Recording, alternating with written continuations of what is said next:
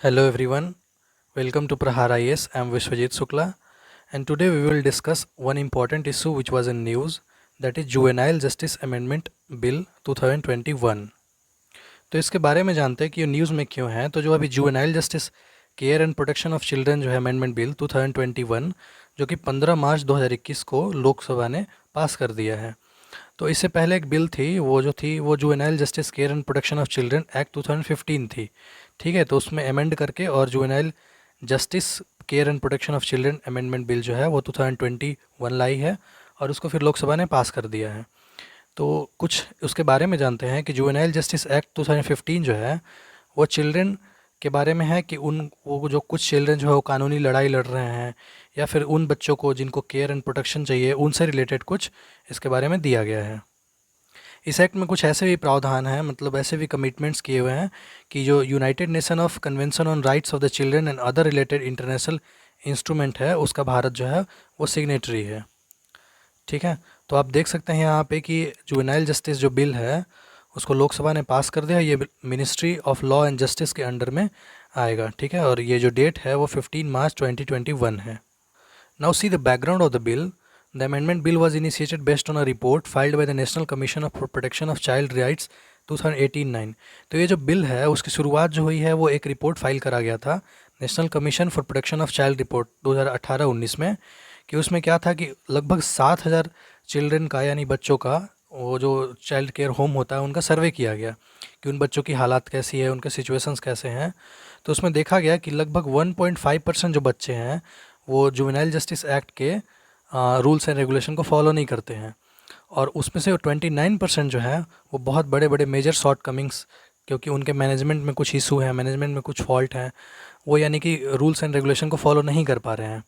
उसी में ये भी देखा गया कि लगभग कुछ कुछ ऐसे, मतलब लगभग 100% जो है वो चाइल्ड केयर इंस्टीट्यूशन या फिर होम जो है वो 100% रूल और रेगुलेशन जुवेनाइल जस्टिस एक्ट के फॉलो नहीं करते थे। कुछ न कुछ एक में त्रुटि उनका रह ही जाता था। और 500 कुछ ऐसे इलीगल चाइल्ड वेलफेयर इंस्टीट्यूशन हैं जो कि जुवेनाइल जस्टिस एक्ट के तहत अभी तक रजिस्टर्ड ही नहीं किए गए थे। तो इस बिल की शुरुआत फिर वहीं से होती है। फिर नेशनल क्राइम रिकॉर्ड ब्यूरो जो है इसका रिपोर्ट सबसे इंपॉर्टेंट है। 2018 में जो इसने हाईलाइट करा कि 51% जितने भी ट्रैफिकिंग हुए हैं विक्टिम्स, ट्रैफिकिंग के जो विक्टिम्स हैं उनमें बच्चे हैं, और उसमें 80% जो है वो गर्ल्स चाइल्ड हैं जिनको फोर्स करा जाता है कि आप डोमेस्टिक वर्क में काम कीजिए या फिर सेक्सुअल एक्सप्लॉइट किया जाता है, तो उनको परसिक्यूट किया जा रहा है। तो उस ट्रैफिकिंग में जो है वो 51% पहली बात बच्चे थे, और दूसरी बात कि 18% 80% जो है वो उसमें गर्ल्स थी जिनको फोर्स लेबर कराया जाता था। और फोर्स लेबर में बहुत तरह के हैं। ठीक है, तो इस बिल का जो है वो की प्रोविज़न देखते हैं कि ये बिल क्यों लाया गया।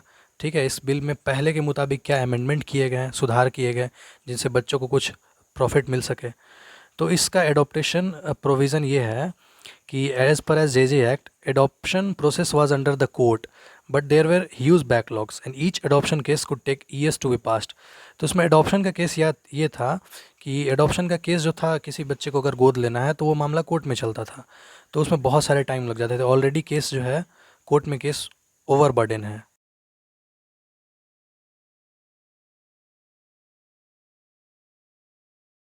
तो आपको पता भी होगा कि लगभग कोर्ट में जो है वो 3 करोड़ से ऊपर के केसेस पेंडिंग हैं। तो ये सब एडॉप्शन के केस पे उतना ध्यान दिया नहीं जाता था। तो इस बिल में कुछ ऐसा है कि एडॉप्शन से रिलेटेड जो है वो डिस्ट्रिक्ट मजिस्ट्रेट जो है, ठीक है, और एडिशनल डिस्ट्रिक्ट मजिस्ट्रेट जो है वो इस एडॉप्शन से रिलेटेड जो इशू होंगे उस पर ऑर्डर पास करेंगे। वो चाहे इंट्रा कंट्री हो या इंटर कंट्री हो। इंटर कंट्री का मतलब एक कंट्री से दूसरे कंट्री के बीच में, और इंट्रा मतलब कि एक ही कंट्री में। तो इससे रिलेटेड जितने भी इशू के ऑर्डर होंगे वो आपके डीएम यानी कि डिस्ट्रिक्ट मजिस्ट्रेट और एडिशनल डिस्ट्रिक्ट मजिस्ट्रेट ही पास करेंगे। तो इससे थोड़ा राहत मिला कि कोर्ट में जो मामला बहुत दिनों तक चल जाता था, बहुत सालों तक चल जाता था, वो अब थोड़ा जल्दी हो जाएगा। फिर डीएम और एडीएम को जो empower have been empowered to monitor the functioning of various agencies under the JJ act in every district. This include the child welfare committee, the juvenile justice board, the district child protection unit and special juvenile protection unit. अब ये जो DM और ADM हैं उनको और जो empower किया गया कि आप डिस्ट्रिक्ट चाइल्ड प्रोटेक्शन यूनिट के फंक्शन को आप मॉनिटर करेंगे, स्पेशल जुवेनाइल प्रोटेक्ट यूनिट के फंक्शन को मॉनिटर करेंगे आप। फिर बाद में इसमें दिया कि ऑफेंस के बारे में भी कुछ क्लासीफाई किया गया है कि अगर बच्चों को कोई परसिक्यूट करता है, ट्रैफिकिंग करता है, पनिशमेंट उसके लिए क्या क्या होंगे। तो उसके बारे में 3 ऑफेंस मेनली बताए गए हैं इस एक्ट में। ठीक है, एक है हाइनेस ऑफेंस, एक है सीरियस ऑफेंस और एक है पेटी ऑफेंस, यानी कि थोड़ा बहुत कम। तो इसमें सबसे ज़्यादा है हाइनेस ऑफेंस, तो उसमें मिनिमम पनिशमेंट जो है वो 7 साल का जेल है। सीरियस ऑफेंस में क्या है कि 3 से 7 साल तक जेल है, और वहीं पे पेटी ऑफेंस में क्या है कि 3 साल से कम की जेल है। ठीक है। However, it was observed that some of the offense do not strictly fall under any of this category. हालांकि कुछ इसमें ऐसे ऐसे ऑफेंस भी जो हैं वो इन तीनों कैटेगरी में फॉल नहीं करते हैं, उनका अलग अलग है। बट इसमें बात यह है कि जो कि serious offence will also include offence for which maximum punishment is imprisonment, ठीक है, of more than 7 year and minimum punishment is not prescribed और इज़ लेस देन 7 ईयर। तो इसमें मिनिमम और मैक्सिमम का क्राइटेरिया अच्छे से क्लासीफाई नहीं किया गया है।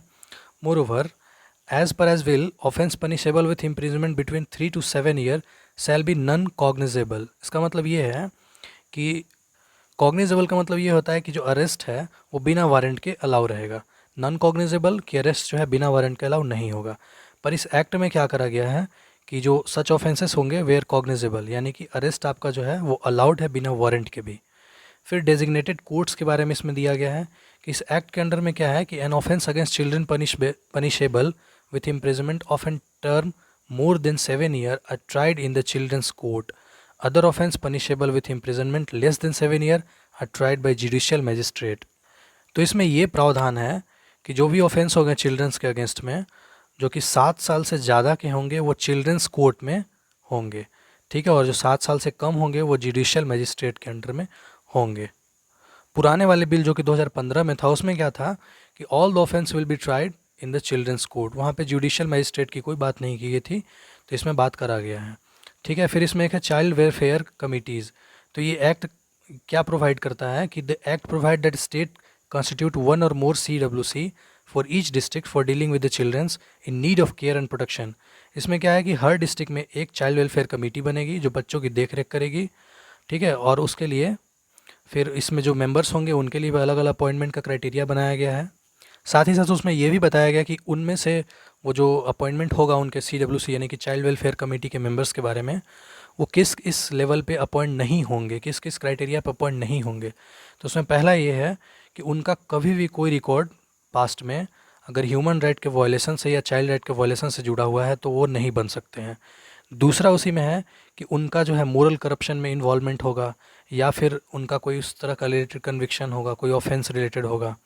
तीसरा है कि वो किसी भी गवर्नमेंट वर्क से, गवर्नमेंट एम्प्लॉय से रिमूव्ड या डिसमिस्ड नहीं होंगे या फिर किसी चाइल्ड वेलफेयर, चाइल्ड होम से फिर डिसमिस्ड नहीं किए जाएंगे या फिर कोई ऐसे चाइल्ड से केयर के प्रोटेक्शन, चाइल्ड के केयर या प्रोटेक्शन से रिलेटेड कोई भी कमेटी होगी उसमें से कभी वो पास्ट में निकाले नहीं गए होंगे, कोई भी एजेंसी से नहीं निकाले गए होंगे।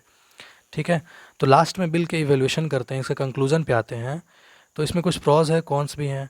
जैसे कि बिल ने क्या करा है कि एडॉप्शन के केस में कोर्ट को ना रखते हुए डीएम को पावर दे दिया है।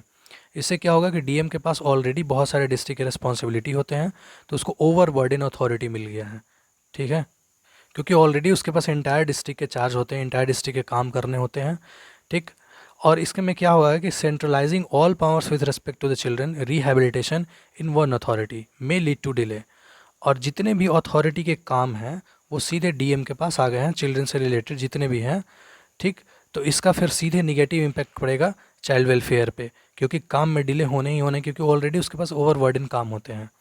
ठीक है, इसमें भी उसके नीचे भी जितने ऑफिसर होंगे उनको स्पेशल ट्रेनिंग दी जाएगी कि चाइल्ड प्रोटेक्शन के रूल्स को आप समझिए, इनको कैसे रेगुलेट करने, इनको कैसे फॉलो करने हैं, बच्चों के लिए क्या अच्छा होगा, उनके केयर और प्रोटेक्शन कैसे किया जा सकता है, कैसे कितने ऑफेंस हैं उनके बारे में बताया जाएगा। ठीक है, तो ये था हमारा जुवेनाइल जस्टिस अमेंडमेंट जो बिल है 2021। अब देखते हैं, आइए question of the day. Consider the following statement about juvenile justice amendment bill 2021। First statement is child adoption orders can issue by civil court. Second, offense against children can only be tried in the children's court. Which of the statement given are correct? One only, two only, both one and two, neither one nor two. तो आप इसका उत्तर comment box में कर सकते हैं। If you find this video informative, do subscribe and share and please press the bell icon for latest updates, and thanks for watching. Stay connected with us.